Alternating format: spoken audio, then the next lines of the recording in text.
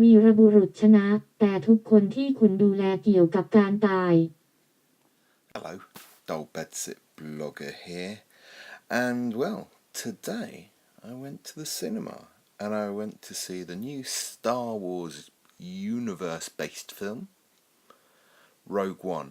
And don't worry, there won't be any spoilers in this video. Unless you speak Thai and read Thai.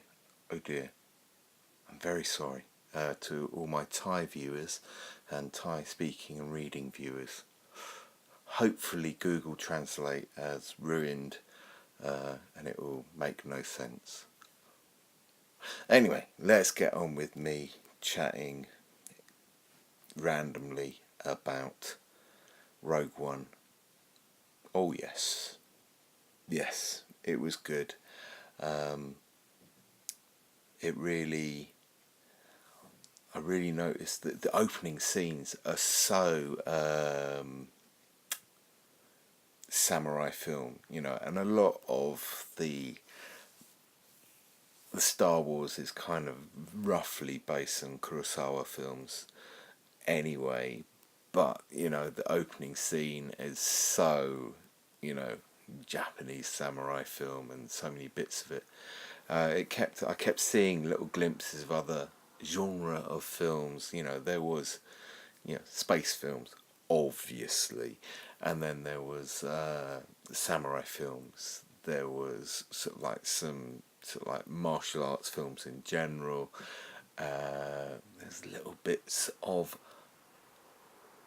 classic war films, particularly the kind of more American style, perhaps your kind of Vietnam type war films, but that's maybe because of the location that parts of it take part. And there was even a little bit where I thought, wow, I'm all of a sudden thinking of Blue Velvet, which you'd never think you'd think of the film Blue Velvet, David Lynch's Blue Velvet. Is it David Lynch? Yeah, David Lynch's Blue Velvet in a Disney film. Particularly not the scene that I was led to think about. Some great characters. I think they're going really heavy with female roles, lead roles, which is quite interesting, particularly as it's Disney. Maybe it's because it's Disney. They're going for strong female roles and not doing it of too much. This is a woman, blah blah blah. This is like the lead of this story just happens to be a woman, and it's that's it. So I don't know whether it's sort of like Disney paying back for the years of gender stereotypes that they've taken part in. But yeah, good characters. A French resistance fighter, which is quite good. One of your rogues. I am a handsome French freedom fighter. So that was quite cool.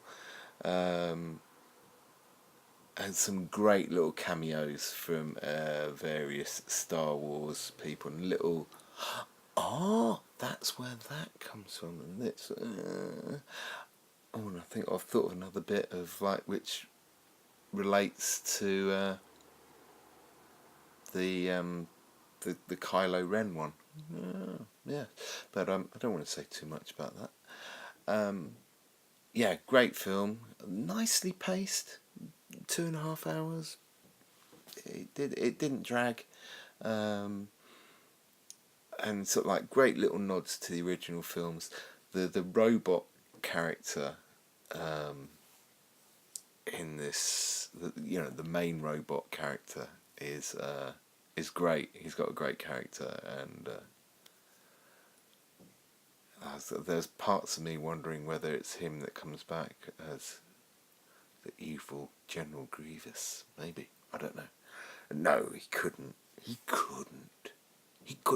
was a good guy.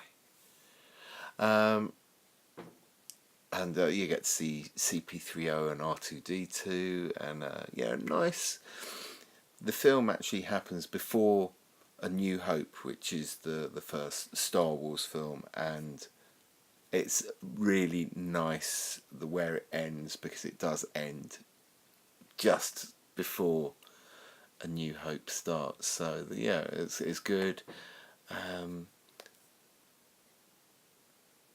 And it's one of the things that I keep noticing in films, the evolution of fighting in films. And I really do think, if you look at the style of fighting in the original Star Wars films and how it's developed, you sort of like show you it's the similar films, but they've kind of gone for a more showy martial arts style fighting, whereas then it was a lot more,